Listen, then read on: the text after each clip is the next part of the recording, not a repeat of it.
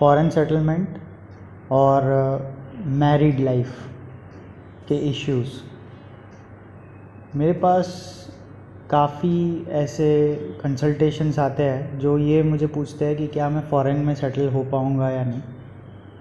And वो या तो पढ़ाई करने के लिए फ़ॉरेन जाते हैं या तो जॉब करने के लिए फ़ॉरेन जाते हैं, और फिर कुछ लोग सेटल हो पाते हैं, कुछ लोग को सेटल होने में दिक्कत होती है।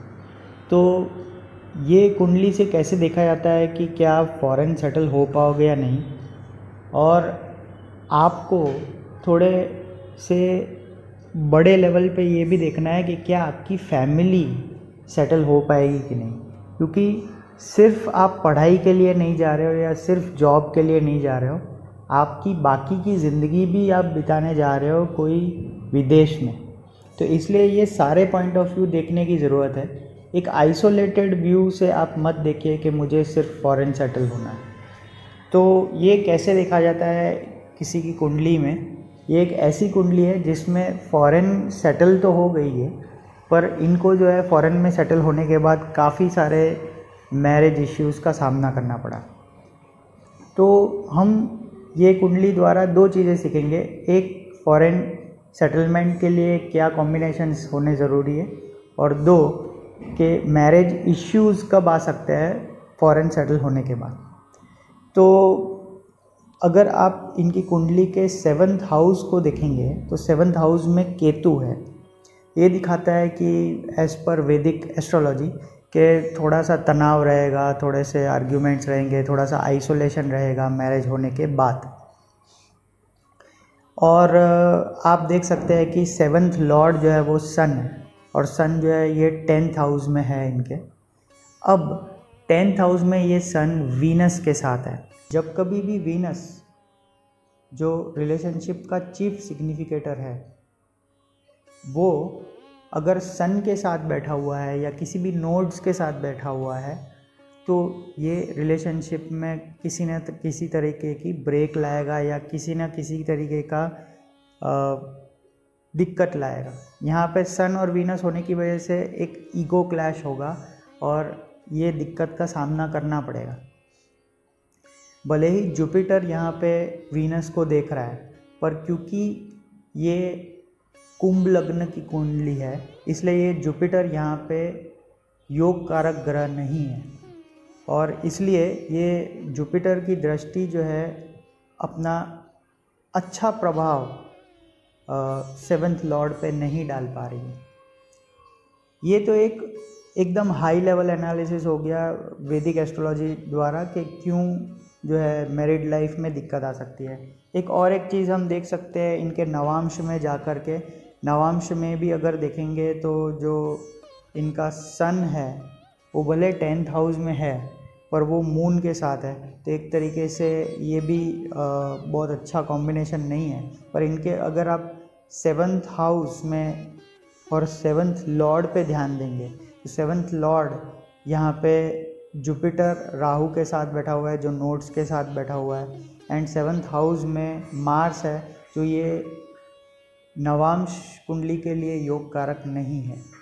पर ये तो बहुत ही मैक्रो लेवल है। अगेन यहाँ पे आप देख सकते हैं कि वीनस केतु साथ में बैठे हुए हैं जो रिलेशनशिप स्पॉइलर प्ले करते हैं। ये एक मैक्रो लेवल व्यू है, इससे आप ये जज नहीं कर सकते कि मैरिड लाइफ ख़राब ही होने वाली है।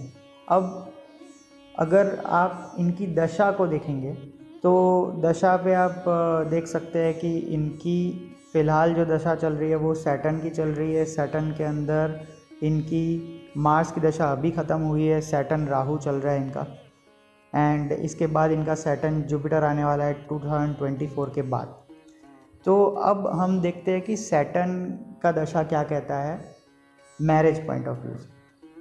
और अगर आपको फॉरेन सेटलमेंट इसमें देखना है तो फॉरेन सेटलमेंट के लिए आपको ये देखना है कि क्या इनके केपी चार्ट में 9-12 ऐसे कॉम्बिनेशंस दिख रहे हैं कि नहीं। अगर 3-9-12, 3-12, 9-12 ऐसे कॉम्बिनेशंस दिखते हैं आपको केपी चार्ट में, तो आप ये फॉरेन सेटलमेंट इजीली कह सकते हैं। फॉरेन सेटलमेंट मैं प्रिफ़र करूँगा कि एक मेलिफिक हो 4th हाउस में, या तो फिर 4th लॉर्ड जो है 12th में चला जाए, 8th में चला जाए, या तो फिर इनके केपी चार्ट में 9-12, 3-9-12 इस तरीके के दशा में कॉम्बिनेशन हो। इन सब टेक्निक में से मैंने देखा हुआ है कि केपी की जो टेक्निक है फॉरेन सेटलमेंट के लिए ये काफ़ी अच्छे से काम करती है, और इसलिए मैं आपको केपी चार्ट नाड़ी नक्षत्र में ही मैं समझाऊंगा कि फॉरेन सेटलमेंट कैसे देख सकते हैं। तो अगर आप नक्षत्र नाड़ी में जाएंगे, आपने देखा कि सैटर्न राहु की इनकी दशा भुक्ति चल रही है, तो सैटर्न में आप सबसे पहले आप सारे प्लैनेट्स पे एक बार नज़र डाल दीजिए। 2, 7, 11 अच्छे मैरिज को दिखाता है, 1, 6, 10 जो है इनसे 12th है, इसलिए ये अच्छे मैरिज को नहीं दिखाता है। तो आप अगर देखेंगे तो सैटर्न के अंदर 1, 6, 10 भरा पड़ा हुआ है, राहु के अंदर 1, 6, 10 भरा पड़ा है, फिर आप देखेंगे वीनस के अंदर 1, 10 भरा पड़ा है। और ये भी आप देखिए 1, 6, 10 के साथ अगर 8, 12 है तो ये एक झगड़े को दिखाता है। 1, 6, 10, 8, 12 तो वीनस में 1, 10, 12, 8 इस तरीके का है, तो वीनस भी एक झगड़े को दिखाता है। इसी तरीके से केतु में भी 6, 8, 12 भरा पड़ा है।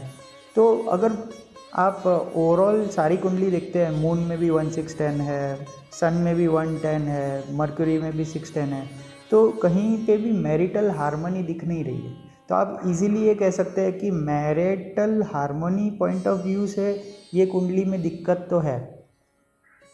अब अगर यही चीज़ आप फॉरेन सेटलमेंट के लिए देखना चाहें तो 3, 9, 12 फॉरेन सेटलमेंट को दिखाता है। अगर 8, 12 आता है तो ये डॉक्यूमेंटेशन में या किसी भी तरीके की रुकावट पैदा करेगा, और यहीं पे अगर 11, 10 ये सारी चीज़ें आती है 3, 9, 12 के साथ, तो ये आपके फॉरेन सेटलमेंट के प्रोसेस को, जो आपको फाइनल जो परमानेंट सिटीज़न बनाता है वो वाले प्रोसेस को काफ़ी इजी बना देगा। तो ये अगर इनके जुपिटर में देखें तो आप देख सकते हैं 3, 9, 12 के साथ 10, 11 है, तो ये काफ़ी इजी कर दिया होगा उनके लिए। फिर सैटर्न में भी आप देख सकते हैं कि 9, 12, 12 ये सारी चीज़ें बहुत डोमिनेंट है, इसके साथ 10 भी है, तो ये इजी कर देगा परमानेंट सेटलमेंट के लिए। सिमिलरली मर्क्यूरी में भी 9, 12, 10, 11 है। तो आपको ये अलग अलग तरीके से देखना है, हर इवेंट को अलग तरीके से केपी चार्ट में देखा जाता है। तो अगर इनका क्वेश्चन ये होगा कि मैं फॉरेन सेटल हो पाऊँगा या नहीं, तो आंसर इज़ येस, आप हो पाओगे और कोई आपको दिक्कत नहीं आएगी, क्योंकि आपके चार्ट में ये काफ़ी एक्यूरेटली देखा जा रहा है। अगर ये होगा कि क्या मैं फ़ॉरेन में अच्छे से रह पाऊँगा या नहीं, क्या मैं फैमिली को एस्टैब्लिश कर पाऊँगा या नहीं, मैरिटल हार्मनी रहेगी कि नहीं, तो मैं ये कहूँगा कि आपको बहुत दिक्कत आएगी। और क्योंकि 6, 10 ज़्यादा हावी है, तो इसलिए कोई ना कोई वजह से, जैसे कि आपका फोकस जो है काम पे ज़्यादा है, 6, 10 जो है काम से रिलेटेड है, तो इसलिए आपका वर्क फोकस इतना ज़्यादा है कि आप मैरिज पे टाइम नहीं दे पाओगे। तो इनके लिए जो रेमेडी रहेगी वो भी यही रहेगी कि आप जो है वर्क लाइफ बैलेंस मेंटेन करो, वर्क को थोड़ा सा कॉम्प्रोमाइज़ करो, मैरिज पे ज़्यादा ध्यान दो, और जितना हो सके उतना आप अपने स्पाउस के साथ रहो, टाइम स्पेंड करो उनके साथ, तो आपकी मैरिटल हार्मनी अच्छी रहेगी। हो सकता है आपका एक लेवल डाउन रहे करियर में, बट ओवरऑल लाइफ, आपकी फैमिली लाइफ काफ़ी अच्छी रहेगी, और इससे जो है काफ़ी सुधार आएगा। और ये कर भी पाएंगे क्योंकि 7 अगर आप देखेंगे कि इनके नक्षत्र लेवल पे है सैटर्न में, तो ये पॉसिबिलिटी तो है। जब कोई 2, 7, 11 में से प्लेनेट पॉसिबल ना हो तो आप कह सकते हो कि बहुत दिक्कत होने वाली है, पर 7 जो है वो आपको जो है मैरिज की तरफ ले जाता है, इसलिए ये इनमें डालेगा ये चीज़ कि कोशिश तो करें। और इसके अलावा क्योंकि सैटर्न इनका लग्नेश है, तो सैटर्न रिलेटेड चीज़ों को स्ट्रॉन्ग करो, जो है घर की साफ़ सफाई करो, ये सारे बेसिक रेमेडीज़ है। सिर्फ सैटर्न का महामंत्र करने से ही सैटर्न खुश नहीं होते, घर की साफ़ सफाई करने से भी सैटर्न खुश होते हैं। डोनेट करने से सैटर्न जो है, अगर आपका सैटर्न लग्नेश है तो सर्वेंट्स को डोनेट नहीं करना चाहिए, फिर आपको खुद साफ़ सफाई करनी चाहिए और सर्वेंट्स की मदद ऐसे करनी चाहिए कि आप जो है मेड के जो है मान लीजिए कि जो सैलरी कट होता है वो मत कीजिए, उनको डिफ़िकल्ट सिचुएशंस में मदद करिए। तो ये सारी चीज़ें आप कर सकते हैं, ये भी एक रेमेडीज़ है और इनफैक्ट ये रेमेडीज़ महामंत्रों से ज़्यादा पावरफुल होती है। तो इस तरीके से आप अपनी कुंडली भी देख सकते हैं, फॉरेन सेटलमेंट देख सकते हैं, मैरिज देख सकते हैं और हर एक इवेंट को अलग तरीके से देखें। आशा करता हूँ आपको ये वीडियो पसंद आया होगा। प्लीज़ इस वीडियो को लाइक करें और ज़्यादा से ज़्यादा लोगों के साथ शेयर करें। धन्यवाद।